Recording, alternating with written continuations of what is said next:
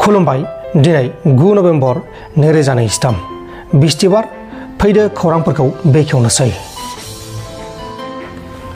Kamrup metro' डिस्ट्रिक्टनि सिङाव थानाय जराबाद ओनसोलाव पुलिसा गोख्रों सिग्रोमनानै गंसे ट्राकनिफ्राय मा 32 मोसौफोरजों लोगोसे जाथायाव लोब्बा थानाय 2 मोसौ फालांगिरिखौ एरेस्ट खालामदों।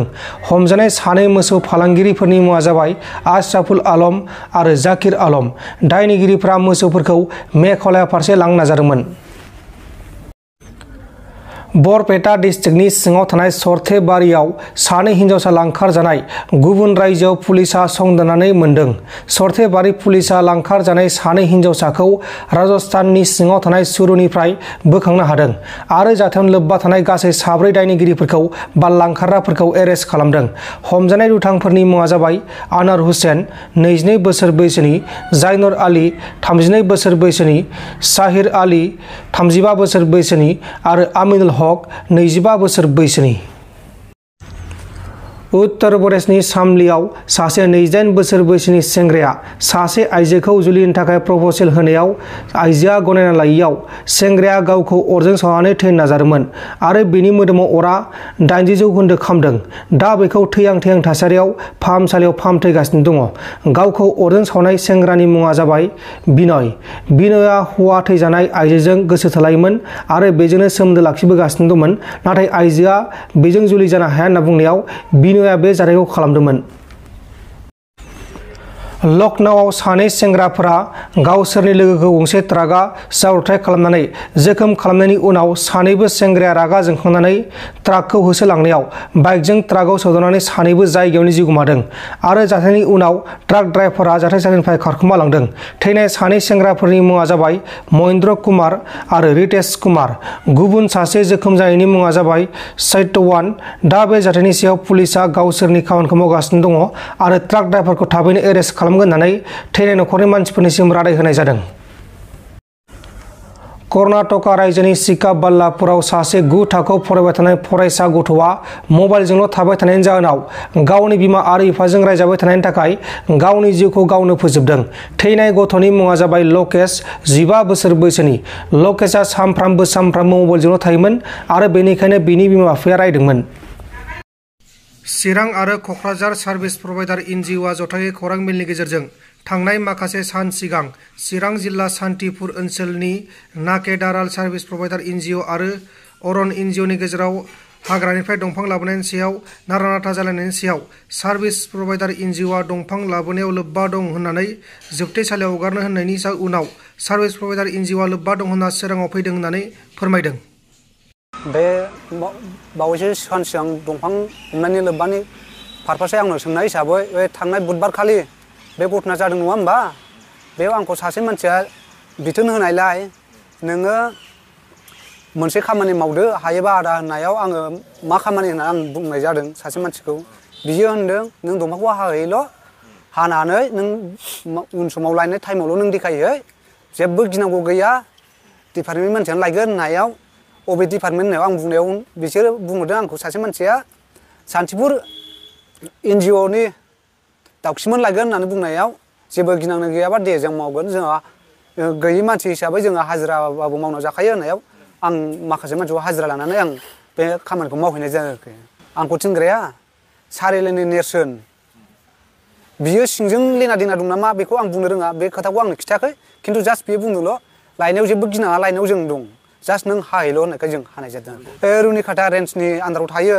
बे दाउजेन गन्थं होननायाव गोबोरनि साहा बे गुगुनि दैलामनि सोनाबजों क'क्राझार डिस्ट्रिक्ट गोलैयो, बे जायगायाव हाहैनाय जादों आरो। दंफां सेरफां ओमफ्राय हाथिफैला मथा मथि 35 फिस, ओमफ्राय नैबे बेसेबांमोन मथा मथि 8 गारि आरोखि, 8था ट्रेक्टरनि। दंफाङा गोदान। बेखौ लाबोनायावहाय गाव जाय मानसिया आंखौ बिथोन हरदों बे मानसिया गाव थाङाखै, सासे मानसि थांदों। बे मानसिया आंखौ देखायनो थिननायाव माने आंबो लेबारसो थिनहरनाय नालाय आं बे सासे मानसि थांग्राखौ आङो लेबार हमनो थिनहरदों। बे मानसिया देखायनानै सानसेखालि फार्स्ट नुबोयैयाव सेकेन्ड टाइमाव नायबावनानैहाय बिनि अखानायै बिसोरो सानथाम थानानै लायदों आरोखि बे मालखौ। दंफाङा गोथां, बायनाय गैया, सिदा दंफां। औ गोथां डाइरेक्टखा। लायनायावथ' आं थाङासै, जेन'बा जास्ट जेन'बा बै हाजिरा जाय मानसिया दंफां नुदों बे मानसिया बे बोरायखौ देखायहैदों आरोना। बोराया देखायनानै गारिखौ गावसोरनाव कालेक्ट खालामगो बे बोराया ट्रेक्टरखौ लानानै लायदों लायनाय समाव दाउखिमोन दङ आं बेखौ नुवाखै खिन्थु आंनि लेबारफ्रा बुंदों दाउखिमोन थांदों होननानै दाउखि दामफ्ला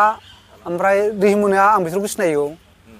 बिसिनि स्टाफनिफ्राय सानथिफुर स्टाफनिफ्राय थांदों आरोखि एनजिअनि दानि एनजिअनि फेरेंगानि एनजिअनि बेखौ जेबो खिथायाखै जास्ट बुंदोंल' जेबो गिनाङा होननानै बुंदों दा गिनाङा नालाय जोङो जेन'बा गरिब मानसि थाइसे थाइसे जोङो खामला हाजिरा मावना जाग्रा गिनाङि खामानिखौलाय जोंबो मावगोन होननानै जोङो मावहैनाय जादों आरोखि फेरेंगानि एनजिअ हाहैनाय बायदियानो जाबाय मारैनो होनबा बैथ' बिसिनि खोथा मोनाबा बिदि अर्डार होआमोन ना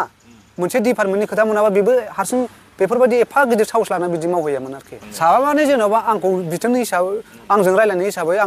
जों साथामखौ आं लोगो लानानै आं मावहरनाय जादों आरोखि फैसाया जेन'बा टिपआव 5,000 खरै फैसाखौ मोनाखै जेन'बा बुस्थुआ माने ओरैबायदिमोन खोथाया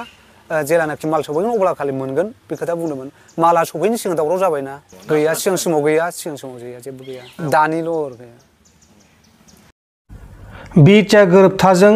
गासै एक्स एनडिबि बिथांमोना उदां जागोन होननानै आसा खालामनानै जेलाव थानायफोरनि बिमा बिफा एबा न'खरनि मानसिफोरा न'आव फैसिगोन होननानै आसा खालामदोंमोन नाथाय दिनैसिमबो गैया आसाया आसायैनो जाना थाबाय बारग' एनडिएफबि केशब बसुमतारी बिथाङा एनआइए कर्ट केसआव दासिमबो जोबथेसालियाव दंगासिनो दङ दा बिथांनि न'खरनि मानसिफोरा गोबां दुखु दाहा आरो जार्लायाव गोलैनानै दङ एखेबारे मेगनबो जाला आफाबो उदैबो माबा बिखाब मेंनायजोंनो जेबो आखाइफ्राबो थोर थोर मावजोबो उनाव मोजां फिसा खालामजाहैनो मोना गोसोखाङो बे खोमा खोनाला फिसालायालाय हरो मालाबा मालाबा बै हाजिरायाव मायाव फैबा हरो मैया दाख्लै 4 थारिखआव माबायाव 2 थारिखआवबो हरदों आं गोबाव सेबाबो थांनो रोङिया बे एसे माबायाव गुवाहाटि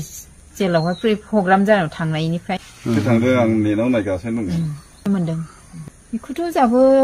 जेबो खबरखौनो मोनाखै गनायनि मानायनि खबरफोरखौनो न'खरफ्राव बिराद खस्थ'सै जानाय लोंनायफ्राबो खस्थ' बारि बे फिसौ 3 दं नै बिसोरनि फरायनाय मानायाव बिराद खस्थ' दा नैबे हिनजावसानिबो स्कुलाव थांनो साइकेलानो गैया नै साइकेल बोराय दं ओरैनो फोसाबो ओरैनो गाज्रि जायो साइकेल गैयिनि थांरोङाखै दिनैबो गोबावसै स्कुल थांनो मोनैया साइकेलनि थाखायनो साइकेला थाब गाज्रि जाबाय थायोना साइकेल बोराय जाबाय बेनि थाखायनो थांनो मोनाखै आरो ओंखाम जानायावबो बुहुद खस्थ' जों हारसिं जानो रोङा बिदिनो दौनांगौ ओंखामखौ खुनुरुखुम फुनानै जायो बे दैफोरखौ जेबो लोङो बिदि जानायाथ' गोबावसैयानो बियो बे फिसाला जानानै एसे सिगाङाव एसे माबामोन एसे मावनो दांनो हायोमोन दा एसे देहाया थिगमोन एसे एनै मावनो हायोमोन आरो बे समाव दा नैबे फिसाला जेलाव थांनायनिफ्राय गोसोखाङो फिसालाखौ गोसोखाङो गाबो बे फिसालानि फट'खौ दिन्थिनो हाया बेनो बुंहरनायालाय बिदिनोसै न'खराव बोरै दं बोरै गैया सोंहरो फिसालाया लोमजानाय साजानायफोर दं लोमजादों नामा सारनो होनो आं ओमफ्राय लोमजानायालाय बिदिनोसै नोमफायालाय जेब्लायबो फ्रामबो सान्थि गैखाया खस्थ' जानाय लोंनायफ्रा खस्थ' समाव आं फैसाफोर एसे होनबा सेरसे सेरनै बायना जाबाय समाव गैयाला उफाय गैया लाजिनायखौ दोननानैलाबो फानबायनालाबो बेखारिफोर बायदि बिबायनानै जाहोनांगौ फिसौ दं बिसोरखौ बोरै रसा फोनांनानै दोननो बिदि जायो आरो बिबायबायनानै जानांगौनि गोनां जायो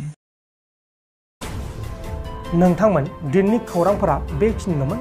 बेखिनिसिम नायनायनि थाखाय नोंथांमोननिसिम रोजा रोजा साबायखर गोजोन्थों एसेनोसै जै बर' हारिनि